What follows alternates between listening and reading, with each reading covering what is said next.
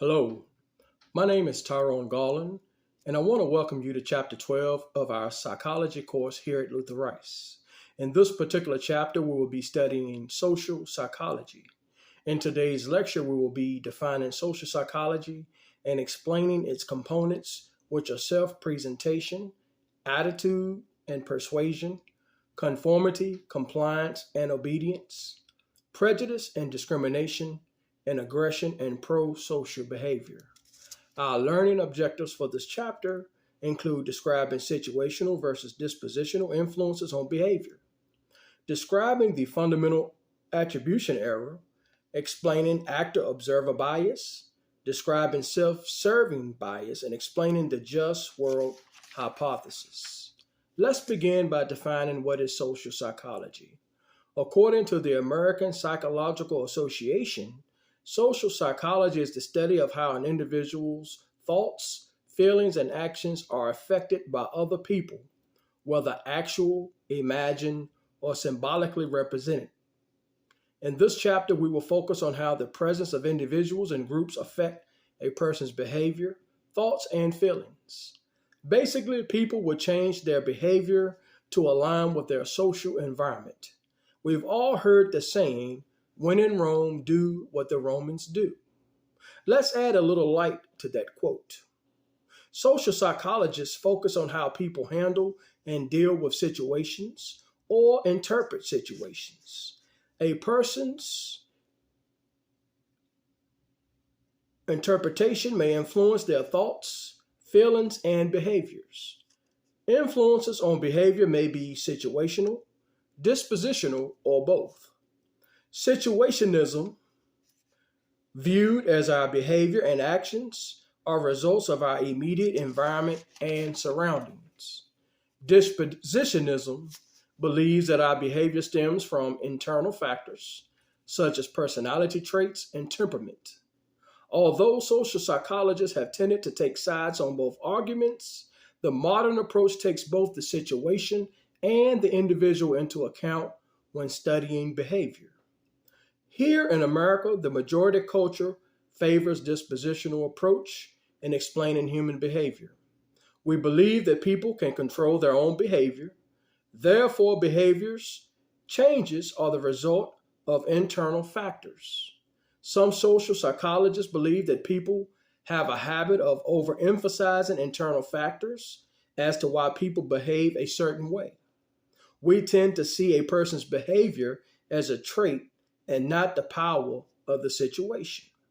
This assumption is called the fundamental attribution error.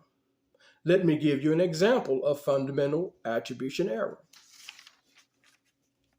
You greeted a coworker with a hello as they came into work this morning. The coworker yelled at you, "What's so good about it?"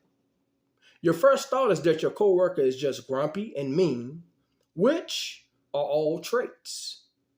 While unaware that your coworker got a ticket for speeding on the way to work. Now, this is a situational explanation for your coworker's behavior because you attributed your coworker's behavior to internal factors while attributing your own behavior to situational forces. You displayed actor-observer bias. We basically base people's behavior on their disposition rather than their situation. Another bias in social psychology is called self-serving bias. Self-serving bias is the tendency to explain our successes as due to dispositional, which are internal characteristics, and our failures as due to situational, external factors.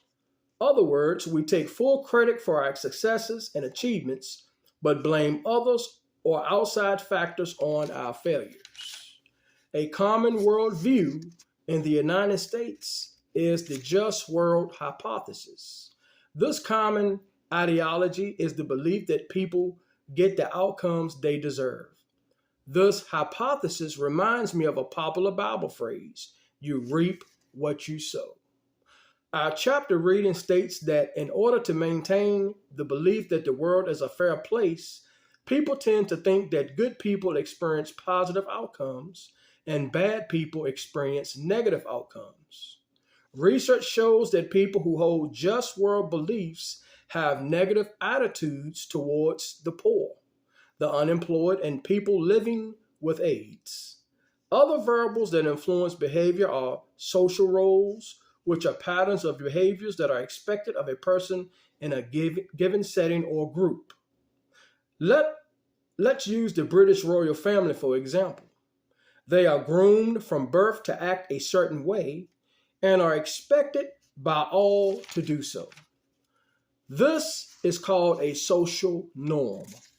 A social norm is a group's expectation of what is appropriate and acceptable behavior for its members. The expectations vary from group to group. Now let's look at attitude. Attitude is our evaluation of a person, an idea, or an object. Attitudes are either positive or negative and are compiled of three components: an affective component or feelings, a behavioral component, and a cognitive component. Our attitudes and beliefs are controlled by both internal and external forces. This leads to my next topic, persuasion. Persuasion is the process of changing our attitude towards something based on some kind of communication. Persuasion is consistent with outside forces. People convince others to change their attitudes, beliefs, and behaviors by persuasion. Next, we will look at conformity, compliance, and obedience. Conformity is the change in a person's behavior to go along with the group, even if he does not agree with the group. The longer or the larger the number of people in the majority, the more likely an individual will conform. In normative social influence, people conform to the norm of the group to fit in, to feel good, and to be accepted. On the other hand, with informational social influence, people conform out of believing that the group is competent. Obedience is the change of a person's behavior to comply with a demand by an authority figure. Now we will look at understanding prejudice and discrimination. Prejudice is a negative attitude and feeling toward an individual based solely on a person's membership in a particular group. Prejudice often starts in the form of a stereotype. A stereotype is a specific belief or beliefs or assumptions concerning a person based solely on their membership in a group, regardless of their individual characteristics. One example of stereotyping would be saying everyone who has a tattoo must have spent time in jail. Discrimination is a negative action towards a person as a result of one's membership in a particular group. An example of discrimination is excluding, banning, or separating an individual based on their race, gender, or even social status. Racism is prejudice and discrimination against a person based solely on one's membership in a specific racial group. Other forms of prejudice and discrimination are sexism, ageism, and homophobia. Lastly, we will cover aggression and pro-social behavior. People engage in aggression when they seek to cause harm or pain to another individual. Hostile aggression is caused by feelings of anger intended to cause harm. Instrumental aggression is motivated by accomplishing a goal rather than harm. Bullying is an aggression that is repeated, negative treatment of another person. Bullying is the attempt to inflict harm, injury, or humiliation. Voluntary behavior intended to help other people is called pro-social behavior. Altruism is a person's desire to help others, even if the cost outweighs the benefits of helping. Empathy is the capacity to understand another person's perspective, to feel what he or she feels. Empathetic people make emotional connections with others and are compelled to help them.